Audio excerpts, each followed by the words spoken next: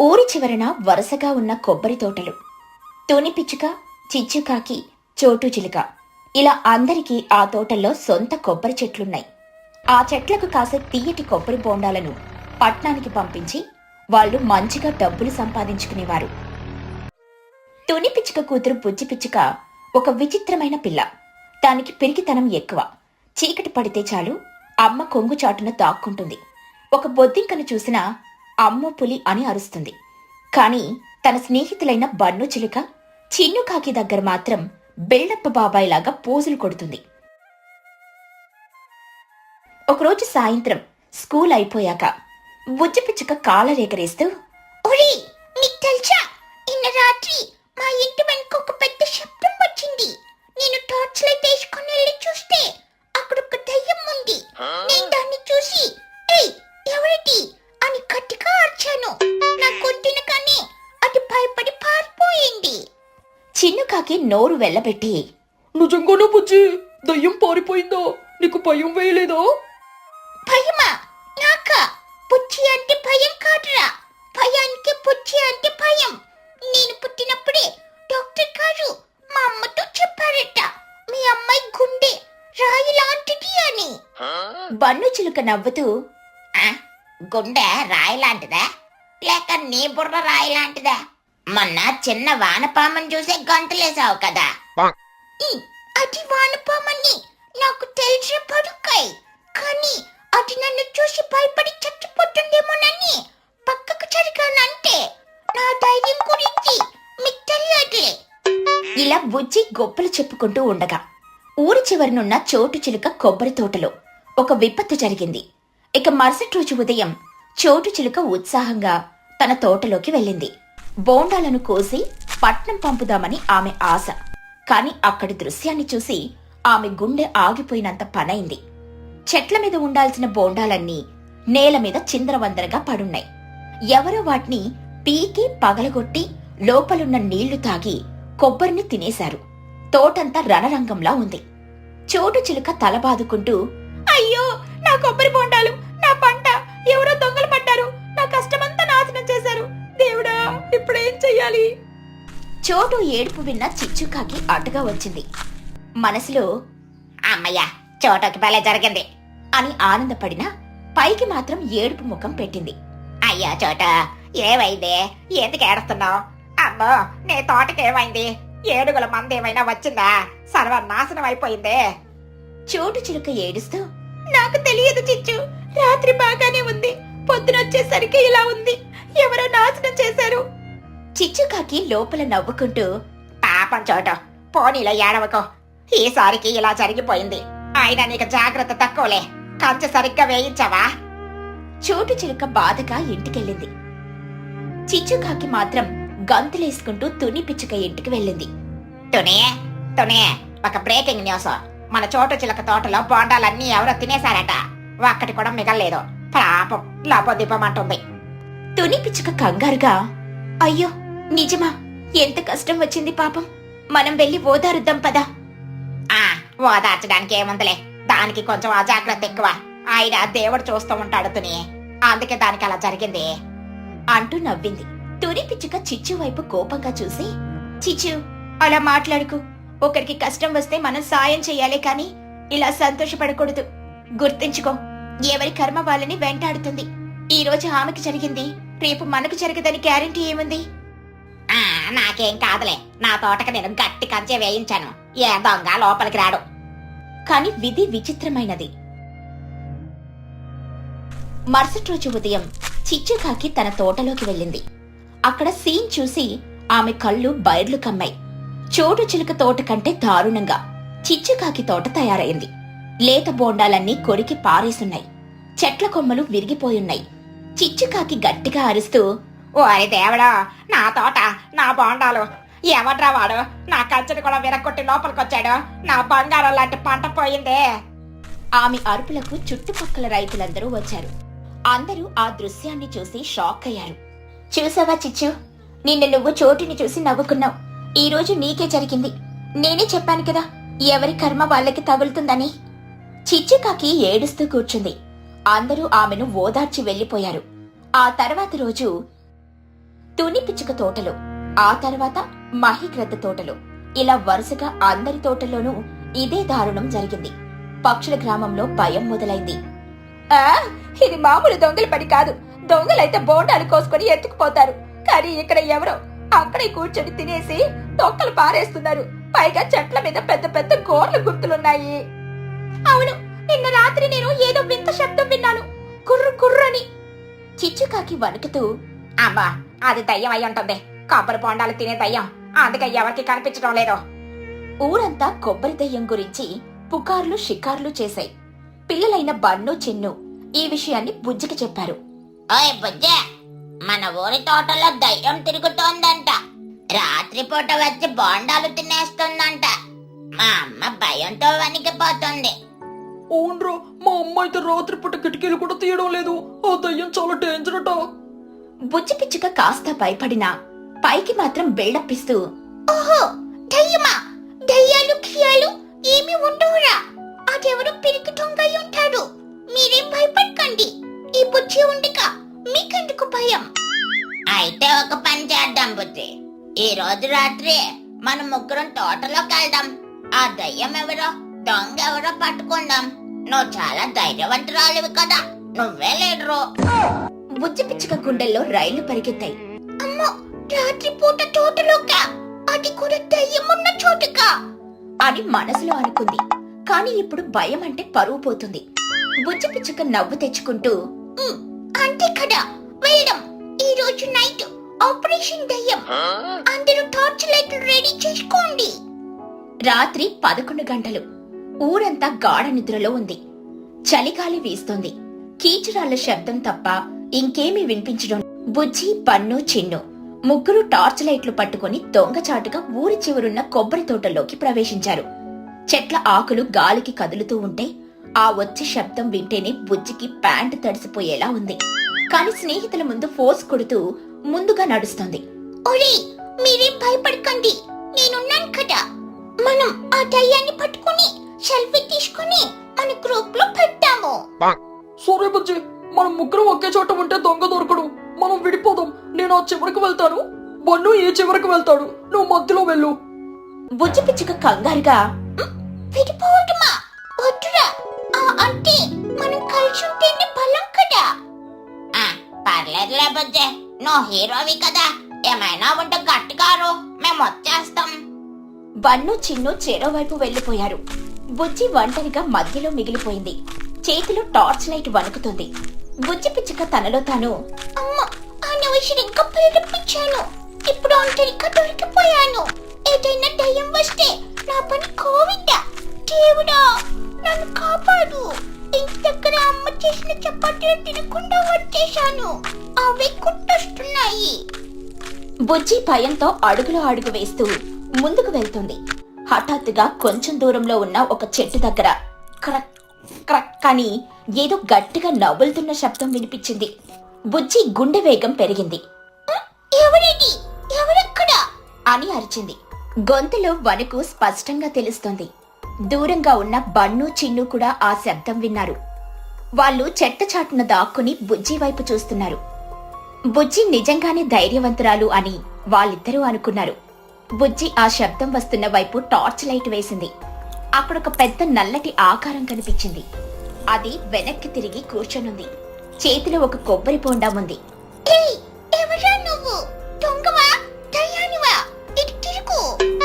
ఆ నల్లటి ఆకారం నెమ్మదిగా తిరిగింది. టార్చ్ లైట్ వెలుతురులో దాని ముఖం స్పష్టంగా కనిపించింది. పెద్ద తల, నల్లటి వెంట్రుకలు, పొడవాటి మూతి, భయంకరమైన పళ్ళు. అది ఒక ఎలుగుబంటి. ఎలుగుబంటి ఆ లైట్ చూసి కోపంగా గుర్రమని గాండ్రించింది. అంతే, బుజ్జి పిచ్చుక ప్రాణాలు గాలిలో కలిశాయి. చేతిలో టార్చ్ లైట్ కింద పడింది. కళ్ళు పెద్దవిగా చేసి నోరు తెరిచి గట్టిగా అరిచింది.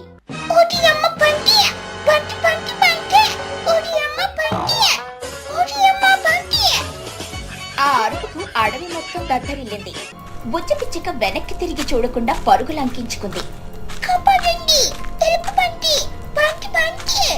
అని అరుస్తూ పరిగెత్తింది. బన్ను చిన్ను ఆ అరుపులు విని కంగారుగా బుజ్జి దగ్గరకొచ్చారు. ఏమైంది బుజ్జి, ఎందుకలా అరుస్తున్నావు? దయ్యం కనిపించిందా? బుజ్జి పిచ్చుక ఆయాసపడుతూ వణుకుతూ, దయ్యం కాదురా, బంటి బంటి, ఎలుగు బంటి, అంత పెద్దది, నా వైపు చూసి కర్రండి, అక్కడుండి చూడండి. ఎలుగుబంట, మన ఊర్లో ఎలుగుబంటి ఎక్కడి నుండి వస్తుంది? నువ్వు భయపడి ఏదో చూసుంటావులే. కాదురా, నిజంగానే ఉంది, నమ్మకపోతే రండి, చూపిస్తా దూరం నుంచే. బుజ్జి వాళ్ళని తీసుకుని వణుకుతూనే మళ్ళీ ఆ చెట్టు దగ్గరికి తీసుకెళ్ళింది. టార్చ్ లైట్ వేసి చూపించింది. ఈసారి ఆ ఎలుగుబంటి చెట్టు మీద కూర్చొని దర్జాగా ఇంకో బోండం తాగుతోంది. దాన్ని చూడగానే బన్ను చిన్ను కూడా గజగజ వణికారు. బాబాయ్, నిజంగానే బంటి ఎంత పెద్దగా ఉందో, పదండ్రా పారిపోదాం, అది మనల్ని చూస్తే చట్నీ చేస్తుంది. ముగ్గురు కలిసి వెనక్కి తిరిగి చూడకుండా ఇళ్ల వైపు పరిగెత్తారు. ఇక మరుసటి రోజు ఉదయం పిల్లలు ముగ్గురు తమ తల్లిదండ్రులకు జరిగిన విషయం చెప్పారు. దయ్యం కాదు, అది ఎలుగుబంటి అని తెలిసాక ఊరి వాళ్ళు ఊపిరి పీల్చుకున్నారు. మహీగ్రద్ద వెంటనే ఫారెస్ట్ ఆఫీసర్లకు ఫోన్ చేసింది. ఫారెస్ట్ ఆఫీసర్లొచ్చి ఆ తోటలో ఒక బోను ఏర్పాటు చేశారు. ఆ రాత్రి ఎలుగుబంటి వచ్చి ఆ బోనులో చిక్కుకుంది. దాన్ని బంధించి అడవికి తీసుకెళ్లారు. పక్షుల గ్రామానికి పట్టిన పీడ వదిలింది. అందరూ సంతోషంగా ఉన్నారు. సాయంత్రం అందరూ చెట్టు కింద సమావేశమయ్యారు. మన పిల్లలు చాలా గొప్ప పని చేశారు. వాళ్ల ధైర్యం వల్లే మనకు ఆ ఎలుగుబంటి గురించి తెలిసింది. ముఖ్యంగా బుజ్జి. ముందుగా దాన్ని చూసింది బుజ్జే కదా.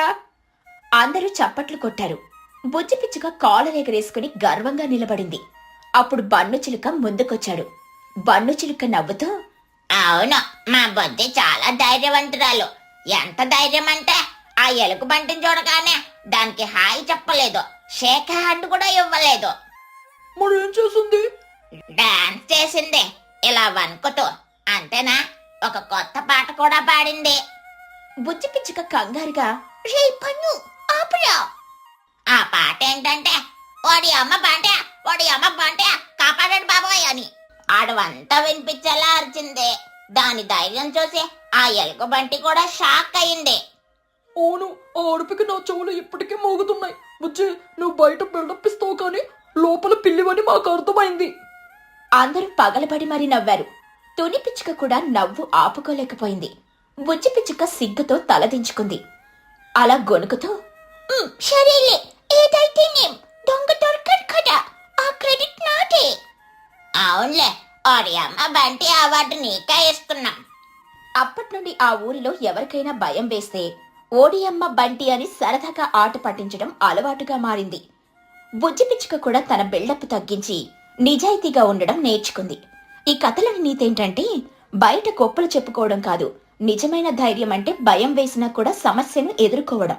కానీ అనవసరమైన బిల్డప్ ఇస్తే నవ్వుల పాలవుతాం. చలిలో చెట్టు కింద బ్రతుకులు. తుని పిచ్చుక మరియు చిచ్చుకాకి చిన్నప్పటి నుండి ప్రాణ స్నేహితులు. ఇద్దరూ ఒకే పడిలో చదువుకున్నారు. ఒకే చెట్టు కింద ఆడుకున్నారు. కాని కాలం మారింది. యవనం వచ్చాక చిచ్చుకాకి పట్నం నుండి వచ్చిన ఒక సాఫ్ట్వేర్ కాకి రాజు కాకిని ప్రేమించి పెళ్లి చేసుకుంది. రాజు కాకికి పట్నంలో పెద్ద ఉద్యోగం, మంచి జీతం.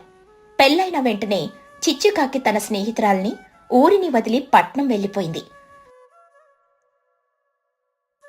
చూస్తూ ఉండగానే చిచ్చుకాకి చాలా రిచ్ అయిపోయింది. ఆమెకు చిన్నుకాకి పుట్టాడు. ఇక్కడ గ్రామంలో తుని పిచ్చుక వాళ్ళమ్మమ్మ ఊరి పెద్దయిన మహిగ్రద్ద తునికి ఒక సంబంధం చూసింది. లూసీ పావురం చాలా మంచివాడు, నిన్ను బాగా చూసుకుంటాడు అని లూసీకిచ్చి పెళ్లి చేసింది. కాని లూసీ పావురం గురించి మహిగ్రద్దకు పూర్తిగా తెలియదు. లూసీ చాలా మంచివాడే, కాని మహా సోమరిపోతు. చదువుకున్నా ఏ పని చేయడానికి ఇష్టపడేవాడే కాదు. ఈరోజు కాకపోతే రేపు చూద్దాంలే అనేది అతని సిద్ధాంతం. అలా కొన్ని రోజులకు తునికి బుజ్జి పిచ్చుక పుట్టింది. కుటుంబ భారం పెరిగింది. లూసీ పావురం మాత్రం మారలేదు. పొద్దున్నే లేచి మంచం మీద కూర్చొని పేపర్ చదవడం లేదా మధ్యాహ్నం చెట్టు కింద చల్లగాలికి నిద్రపోవడం తప్ప మరో పని చేసేవాడే కాదు. తుని పిచ్చుక పొలం వెళ్తూ, ఏమండి, కనీసం ఇంట్లో కుండలో నీళ్ళైనా పట్టి పెట్టొచ్చు కదా, నేను పొలం నుండి వచ్చేసరికి బుజ్జికి ఆకలేస్తుంది, లూసీ పావురం ఆవలిస్తూ, అబ్బా తుని, అప్పుడే పొద్దున్నే ఆ నీళ్ల బకెట ఎంత బరువు ఉంటుందో తెలుసా నీకు? నా నడుం పట్టుకుంటుంది. సాయంత్రం చూద్దాంలే.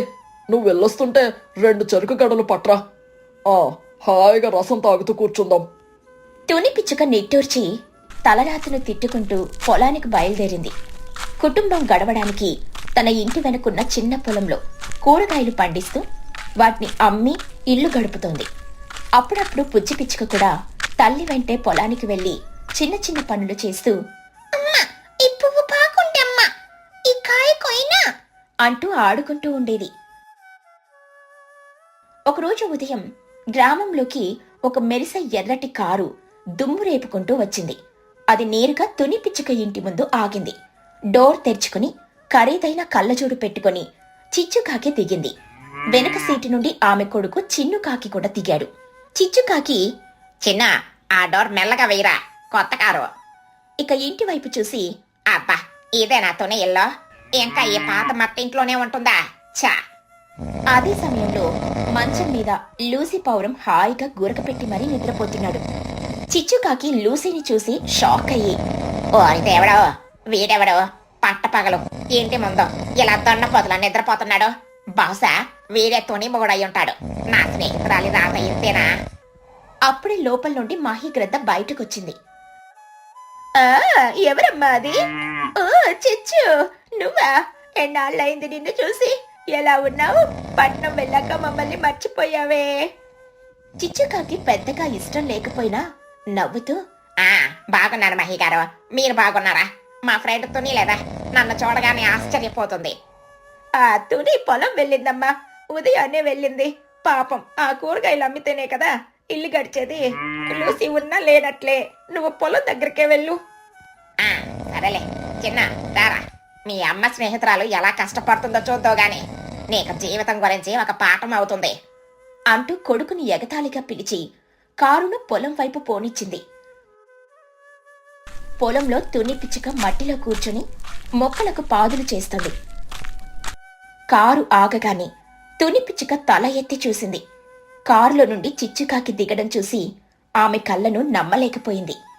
తుని పిచ్చుక ఆనందంతో, చిచ్చు చిచ్చు, నువ్వా? నిజంగా నువ్వేనా? అంటూ మట్టి చేతులతోనే తన స్నేహితురాల్ని కౌగిలించుకోవడానికని పరిగెత్తింది. చిచ్చుకాకి వెనక్కి జరుగుతూ అసహ్యంగా మొహం పెట్టి, ఏ ఆగతనే, ఎక్కడికొస్తున్నావు? అంతా మట్టి బురద. నా డ్రెస్ చూసావా ఎంత ఖరీదైందో? నా కారు సీటు కూడా మురికవుతుంది, అక్కడే ఉండు. తుని పిచ్చుక ఒక్కసారిగా ఆగిపోయింది. ఆనందం ఆవిరైపోయింది. తుని పిచ్చుక ముఖం చిన్నబుచ్చుకొని, సరే చిచ్చు, బాగున్నావా? ఎన్నాళ్ళయింది నిన్ను చూసి. ఇది నీ కొడుకా? చాలా బాగున్నాడు. ఏం పేరు? వీరి పేరు చిన్ను. పట్నంలో నెంబర్ 1 ఇంటర్నేషనల్ స్కూల్లో చదువుతున్నాడు, ఫస్ట్ ర్యాంక్. మరి ఆ పిల్ల ఎవరు? నీ కూతురా? అంటూ బుజ్జి వైపు దయనీయంగా చూసింది. తుని పిచ్చుక ప్రేమగా, అవును చిచ్చు, దీని పేరు బుజ్జి. చిచ్చుకాకి వెటకారంగా నవ్వుతూ, ఓహా బుజ్జియా, ఏంటి బుజ్జే, నువ్వు స్కూల్కి వెళ్ళవా? మీ అమ్మతో పాటు పొలంలో కూలి పనులకు వస్తున్నావా? తుని పిచ్చుకకు ఆ మాటకు కోపం నశాలానికి అంటింది. తుని పిచ్చుక గంభీరంగా, చిచ్చు, మాటలు తిన్నగా రాని. నా కూతురు స్కూల్కి వెళ్తోంది. మా ఊరి బడిలోనే చదువుతోంది. బాగా చదువుకుంటుంది. పొలానికొచ్చింది నాకు సాయం చేయడానికి కాదు, నాతో ఆడుకోవడానికి. చిచ్చుకాకి పగలబడి నవ్వుతూ, అయ్యో తునికి కోపం కూడా వచ్చినా స్కూల్కి వెళ్తోందా? ఈ మట్టి బట్టలతోనా? మీ బ్రతకలు భలే ఉన్నాయి తుని. మీ మొగుడేమో ఇంటి దగ్గర మొద్దులా నిద్రపోతున్నాడు, నువ్వేమో ఇక్కడ ఎండల కూలీదానిలా మట్టి తవ్వుతున్నావు. ఇప్పుడు నీ కూతురికి కూడా అదే పని నేర్పిస్తున్నావు. భలే ఉంది మీ కుటుంబం. తుని పిచ్చుక కళ్ళల్లో నీళ్లు తిరిగాయి. చాలు చిచ్చు, ఆపు. నీ మొగుడు బాగా సంపాదిస్తున్నాడని పొగరుగా మాట్లాడుకు. డబ్బు ఈ రోజుంటుంది, రేపు పోతుంది. కాని మంచితనం, కష్టం ఎప్పటికీ ఉంటాయి.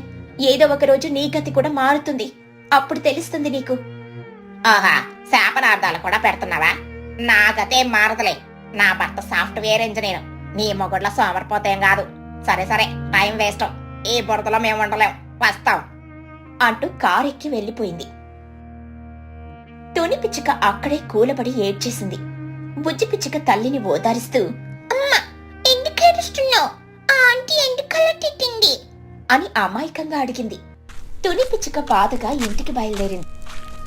ఇంటి దగ్గర మంచం మీద లూసీ పావురం అప్పుడే నిద్రలేచి ఆవలిస్తున్నాడు. తుని ఏడుస్తూ రావడం చూసి మహీగ్రద్దకు విషయం అర్థమైంది. ఏమైందమ్మా తుని, ఎందుకు ఏడుస్తున్నావు? తుని జరిగిందంతా చెప్పింది. చిచ్చుకాకి తనను, బుజ్జిని, ముఖ్యంగా లూసీని అన్న మాటలన్నీ ఏడుస్తూ చెప్పింది. అంతా విన్న మహీగ్రద్దకు కోపం కట్టలు తెంచుకుంది. ఆమె నేరుగా లూసీ పావురం దగ్గరికి వెళ్ళింది. ఛీ, సిగ్గు కలేదా నీకు? నువ్వు మనిషివేనా లేక మొద్దువా? నీ భార్య పొలంలో ఎండలో మాడిపోతుంటే నువ్విక్కడ హాయిగా నిద్రపోతున్నావు. నీ సోమరితనం వల్లే కదా నా మనవరాలు ఈ రోజు ఎవరో ఒకదాని చేత మాటలు పడాల్సి వస్తుంది. నీ మొగుడు మొద్దులా నిద్రపోతున్నాడని వాళ్ళంటుంటే నాకు తల తీసేసినట్టయింది. నువ్వుండి ఏం లాభం? మహీగ్రద్ద మాటలకు, తుని ఏడుపుకు లూసీ పావురం షాక్ అయ్యాడు. వయసులో పెద్దది, భార్యకు అమ్మమ్మైన మహీగ్రద్ద తనను తిట్టడంతో అతనికి పౌరుషం దెబ్బతింది. అతను ఏమీ మాట్లాడకుండా అవమానంతో తలదించుకుని ఇంటి నుండి పొలం వైపు నడిచాడు. తండ్రి అలా వెళ్లడం చూసి బుజ్జిపిచ్చుక కూడా భయంగా ఆయన వెనకాలే పరిగెత్తింది. పొలంలో లూసీ ఒక చెట్టు కింద కూర్చొని ఆలోచనలో పడ్డాడు. బుజ్జిపిచ్చుక తండ్రి దగ్గరికెళ్లి, నాన్న, ఎందుకు పాట పట్టున్నావు? అమ్మమ్మ తిట్టిందనా? ఏం లేదులే తల్లి. నాన్న, ఆ చిచ్చు ఆంటీ చాలా చెడ్డది. నిన్ను మొద్దులా నిద్రపోతున్నావు అని అంది. మొద్దంటే ఏంటి నాన్న? నన్ను కూడా స్కూల్కి వెళ్ళవా, కూలి పని చేస్తున్నావా అని అడిగింది. మా అమ్మను కూడా తిట్టింది. బుజ్జిపిచ్చుక అమాయకంగా చెప్పిన మాటలు లూసీ పావురం గుండెల్లో కత్తుల్లా గుచ్చుకున్నాయి. తన సోమరితనం వల్ల తన కూతురు, భార్య ఎంత అవమానం పడుతున్నారో అతనికి ఆ క్షణం అర్థమైంది. లూసీ బాగా చదువుకున్నవాడు, కాని బద్ధకం వల్ల వెనకబడ్డాడు. లూసీ పావురం, ఇక చాలు, నా భార్య కూతురు ఎవరి ముందు తల దించుకోకూడదు. ఆ క్షణమే లూసీ పావురం మారాడు. పట్నం వెళ్లి ఉద్యోగ వేట మొదలుపెట్టాడు. తన చదువుకు, తెలివితేటలకు ఒక పెద్ద సాఫ్ట్వేర్ కంపెనీలో చిన్న ఉద్యోగం దొరికింది. లూసీ తన బద్ధకాన్ని పూర్తిగా వదిలేశాడు. రాత్రింబవళ్లు కష్టపడ్డాడు. తన తెలివితేటలతో ఒక్కో మెట్టెక్కుతూ కొద్ది సంవత్సరాలలోనే అదే కంపెనీకి సీఈఓ అయ్యాడు. పక్షుల గ్రామంలో పరిస్థితి పూర్తిగా మారిపోయింది.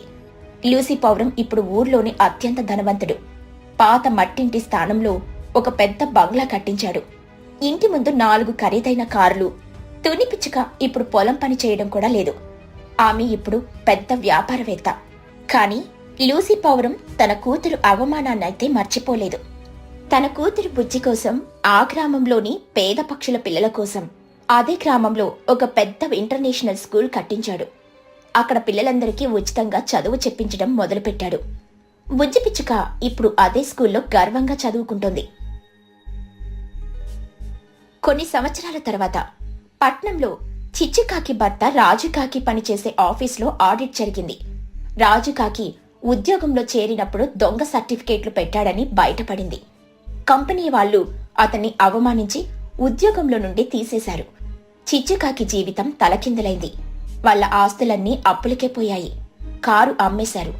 చివరికి పట్నంలో రూమ్ రెంట్ కట్టడానికి కూడా డబ్బులు లేక సిగ్గుతో, అవమానంతో వాళ్ళు తిరిగి పక్షుల గ్రామానికి వచ్చేశారు. ఒక చిన్న పూరి గుడిసెలో తలదాచుకున్నారు. ఈ విషయం తుని పిచ్చుకకి తెలిసింది. తన స్నేహితురాలికి ఆ గతి పట్టినందుకు చాలా బాధపడింది. ఒకరోజు చిచ్చుకాకి భయంగా తుని పిచ్చుక కొత్త బంగ్లా గేటు దగ్గరకొచ్చింది. చిచ్చుకాకి ఏడుస్తూ, తుని, నన్ను క్షమించు. ఒకప్పుడు పొగడతా నిన్ను చాలా మాటలు అన్నాను. ఇప్పుడు నా పరిస్థితి చూడు. నా భర్తకు ఉద్యోగం పోయింది. మాకు తినడానికి కూడా తిండి లేదు. దయచేసి నీ భర్త కంపెనీలో నా భర్తకి ఏదైనా చిన్న ఉద్యోగం ఇప్పించుతూనే. అప్పుడే పైనుండి లూసీ పావురం కిందకి దిగి వచ్చాడు. లూసీ పావురం గంభీరంగా, చిచ్చుకాకి గారు, బాగున్నారా? మీ భర్తకు ఉద్యోగం కావాలా? నాకు ఏ ఉద్యోగం లేనప్పుడు నా భార్యను నీ మొగుడు మొద్దులో పడుకున్నాడని అవమానించావు, గుర్తుందా? నీ దగ్గర డబ్బుందని నా భార్యను, నా కూతుర్ని కూలి వాళ్ళలా చూసావు. ఇప్పుడు ఏ ముఖం పెట్టుకుని ఇక్కడికొచ్చావు? చిచ్చుకాకి లూసీ కాళ్ల మీద పడి, అయ్యా, నన్ను క్షమించండి లూసీ గారు. అప్పుడు పొగడుతో కళ్ళు మూసుకుపోయాన్నాను. తుని, దయచేసి నన్ను క్షమించమని నీ భర్తకు చెప్పవే. మీరు ఏ పని చెబితే అది చేస్తాను. మా చిన్ను ఆకలితో ఉన్నాడు. లూసీ పావురం ఒక్క క్షణం ఆలోచించాడు. తుని, వీళ్ళను చూస్తుంటే నాకు జాలి వేయడం లేదు. వీరికి కనువిప్పు కలగాలి. చిచ్చు, ఒకప్పుడు నువ్వు మమ్మల్ని చూసి ఇది ఒక బ్రతికేరా అన్నావు కదా. ఇప్పుడు నిజమైన బ్రతికంటే ఏటో నీకు చూపిస్తాను. ఈ రోజు చలికాలం. ఈ రోజంతా, ఈ రాత్రంతా నువ్వు నీ కొడుకు నీ మొగుడు ముగ్గురు ఈ ఊరి చివర ఉన్న పెద్ద చెట్టు కింద ఉండండి. మీ దగ్గర ఇల్లు డబ్బు ఏమీ లేకపోతే మీ బ్రతుకు ఎలా ఉంటుందో మీకు తెలియాలి.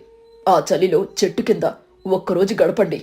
అప్పుడు మీకు పేదవాళ్ల బ్రతుకు విలువ తెలుస్తుంది. రేపు ఉదయం నా దగ్గరకు రా. అప్పుడు ఉద్యోగం గురించి ఆలోచిస్తాను. చిచ్చుకాకి ఏం చేయాలో అర్థం కాలేదు. కాని గత్యంతరం లేక ఏడుస్తూ తన భర్త కొడుకు దగ్గరికి వెళ్లి ఆ రాత్రంతా ఆ చలిలో ఒక చెట్టు కింద గడిపారు.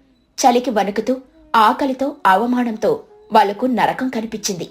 అప్పుడు అర్థమైంది చిచ్చుకాకి తను తునిని ఎంత బాధ పెట్టిందో అని.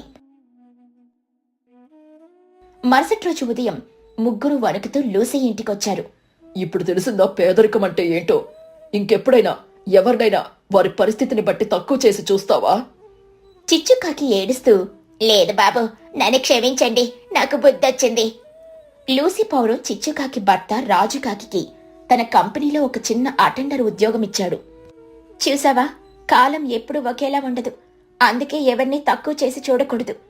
చిచ్చుకాకి తన తప్పు తెలుసుకుని తునికి క్షమాపణ చెప్పి మౌనంగా అక్కడి నుండి వెళ్లిపోయింది.